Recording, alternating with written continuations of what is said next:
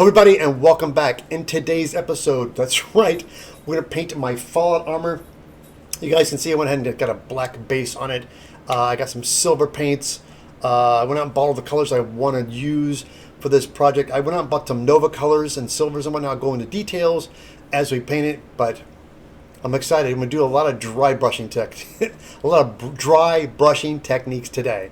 So if you guys are ready, let's get started. All right, again, these guys are my shoulders. I went ahead and based them out with black acrylic, and I'm going to dry brushing. I went out and got two colors here. I got my Nova colors. This is the stainless steel fine, and this is the antique silver. I'm gonna do a little bit of layering. I'm gonna start off with, I think the stainless steel I like better, but this paint, guys, I'll tell you right now, a little goes a long ways. I went ahead and got myself a piece of cardboard, and I put aluminum foil inside because sometimes when you're trying to dab out most of the paint, you can put it in a cardboard, but it also dries it faster. Or I find if you put foil on it, it doesn't dry as quick. Thin out the paint.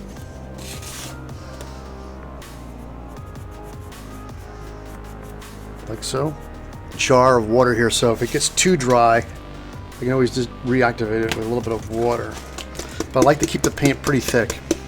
Make things brighter by just going back on top of it over and over again. I know you guys notice I have my gloves on. I always, even though I'm working with acrylic paint, I just got in a habit of wearing gloves because it's just easier to keep my hands clean between projects. Now what I'm doing is I'm going back in with the silver and just and dabbing the high areas. That's the great thing about doing the texture on the foam, is that when you go to dry brush, it practically paints itself. I like that color a lot. Now we're going to go ahead and mix in. We have this antique silver. Take a look at this. All right, now we're going to be applying some. Yeah, the trick is to go just as light on the other color too. And I don't know if you guys can. It's kind of with the video. It's kind of hard to see. I don't know if it's. I know the camera has a tendency to read differently on some of the stuff. Definitely, I can tell right now these deep crevices and cracks. I'm probably going to go back in with some black acrylic. Let's go ahead and focus on this. This is a piece of metal. And the concept is it's supposed to be a separate piece of metal, so I'm gonna make this a different color. I can always tell you why I need to buy brushes. I'm not good, but I always do these brushes. I always end up trashing them. I'm gonna do the opposite. Let's add some copper to a cup, like that, and add a dab of the dark metallic to it. Because yeah, I think this would be the way to go on this. Yeah, there we go. Like that's much better. Yeah. It's always good to start with more of the lighter color, because that black was just, that darker color dominated. But now, by mixing the dark metallic to the copper, I got a different color now. These cracks and crevices I like, but I'm going to kind of go back in with some black. Just to go back in there again. I like these rivets. Let's paint these. I think I have some copper. Let's move this. Yeah, this is the Liquid Tex. I had this episode is a resin copper, metallic copper. It's pretty bright. Okay, on the shoulder armor, I went back in, kind of did some black acrylic just to enhance the dark spots a little bit more, but this is looking good. We're going to start giving this a rust look. Now, I have two brushes. This is the one I use for stainless steel. It's gungy, I'm going to throw it out. Chip brushes are great. They're inexpensive. I have links for these below the video. Buy a box when you're painting. Instead of trying to clean a brush, just pitch it and get a new one. It's worth it. I'm going to mix a little bit of, I have some burnt sienna. I'm going to mix a little bit of burnt sienna with this. I'm going to start with going around the spikes. Got a little bit of water, and I'm going to just do it on the spikes and the welds. And do a little bit of a wash with my brush. Okay, I just realized something. While I was aging this with rust, I was in the building zone. Again, not much of a painter. I did this nice silver finish everything, and I realized I normally seal it with the Kronbacher matte varnish. My plan was to get all silver to where I liked it, sealed it, then I could weather on top of it. And what that does, it allows the silver paint to be undisturbed while you're weathering stuff and watering, rubbing. So what happened was I didn't do that, so I ended up starting to wipe off my color, as you can see right here. So unfortunately, I have to go back in with the silver, do some touch-ups on it. I mean, overall color was starting to look good, but I realized I should have did all this and sealed it, then started doing the aging. Well, here now, the shoulders, I went ahead, did my paint jobs, and I sealed the paint job with my clear lacquer. And it's sealed up now. Now that it's sealed, I have no fear when I do the aging on it and weathering that I don't rub off the silver underneath. Acrylic, my favorite acrylic for making rust is raw Sienna.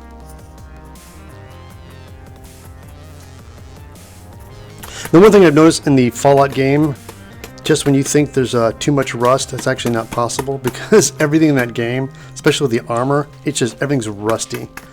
Anyway, you can see that this is the one with rust and this is one without. But see how the rust is kind of really bringing it to life? What we're going to do is let's hit this with a hair dryer and get a better idea what this looks like when it's dry. Because one thing about paints, you find out that the colors are two different colors when they're wet or dry. Wow, this actually looks better than it has a right to.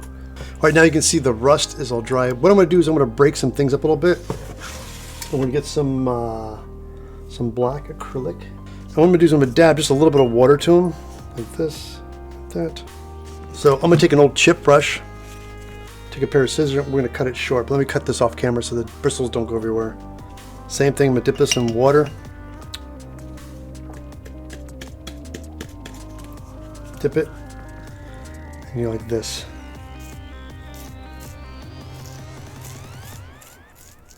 That's the spattering technique. I really like that. It's minimum, but it really makes a difference. So I'm going to do a little spattering up here. Oh yeah, a lot better. Yeah, nice. Let's do the grooves on this one.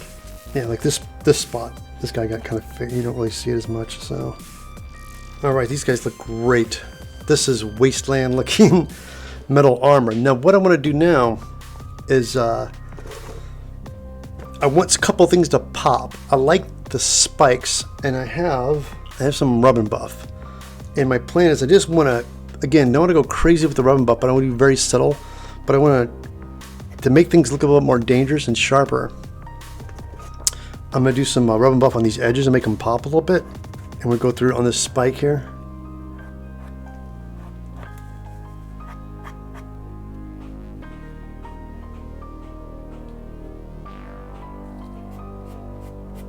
All right, now the shoulders are done. I'm really happy with them. As you can see on the back side here, there are some pieces of foam. The texture side of the foam, I took a rotary tool and we're going to glue on some snaps. And what I did was I got snaps right here. As you can see, to help stick the snap down, I hand stitched a big snap onto some webbing. And the reason you do that is so this gives you something to glue to.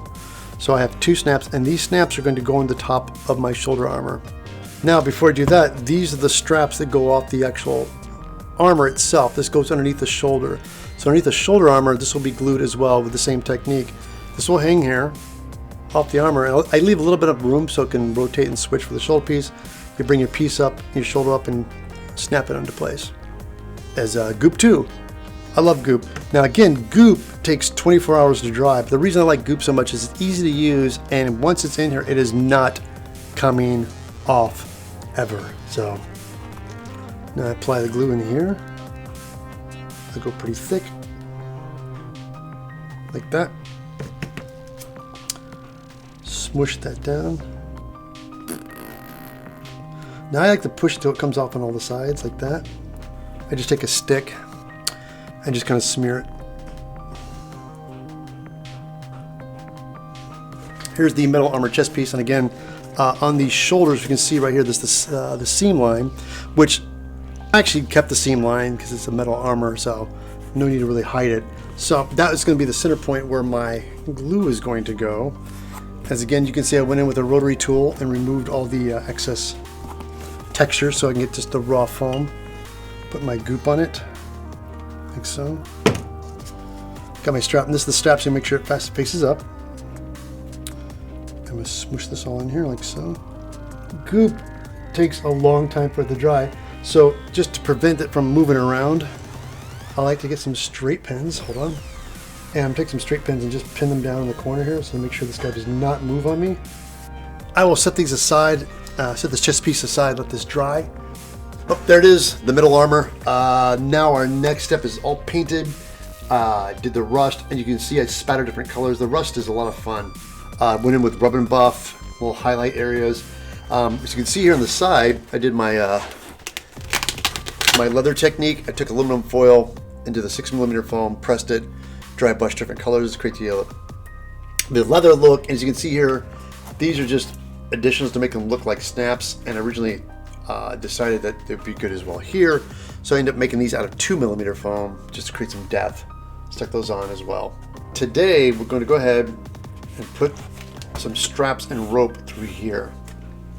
I went out to Home Depot and I bought myself some Manila rope, and this stuff is really cool and coursey, so we're going to use that for the strapping. There, you can see that. Nice rough rope, this will be perfect. So I'm going to cut a bunch of these the same length, and I need 6 of these. So let's go ahead and cut out 6 of these right now. Now what we're going to do is we're going to just tuck these guys in like so. And, oh, see that? That looks great. So we're going to go ahead and drop these in.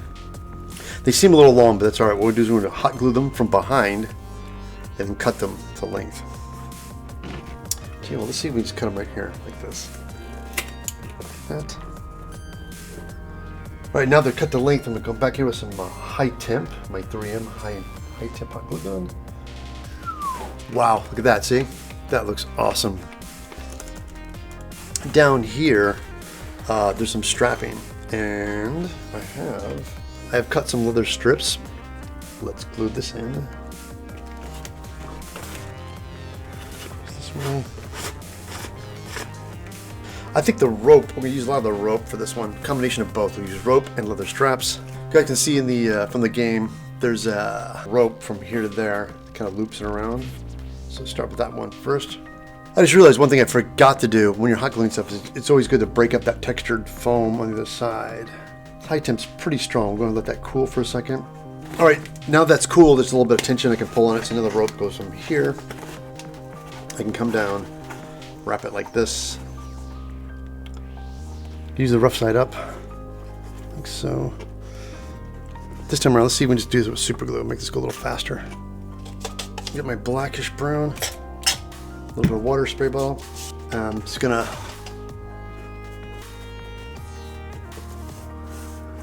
wet it, as you guys can see, like so. Then take a spray bottle. Well, there's all I got the rope on here. Did some aging with the acrylic paints. Again, this of course wet first. I couldn't burn off the frillies, so I'm gonna let this dry, and I'll go back in with a lighter and burn off all the wild threads. But you know, the threads actually kind of add to it, so I won't burn all of them off. I'll kind of burn them down just a little bit, keep some of them. I really like the fray of it all. But that's pretty much it. We'll go ahead and let this dry, and we'll put this bad boy on.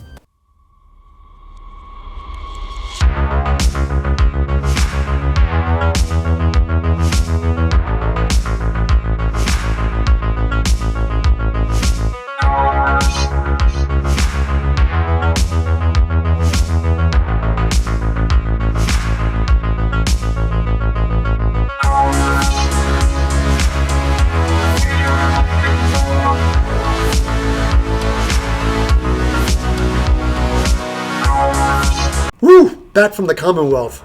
Everybody, thank you so much for watching. Everything I used on this build is listed below the video.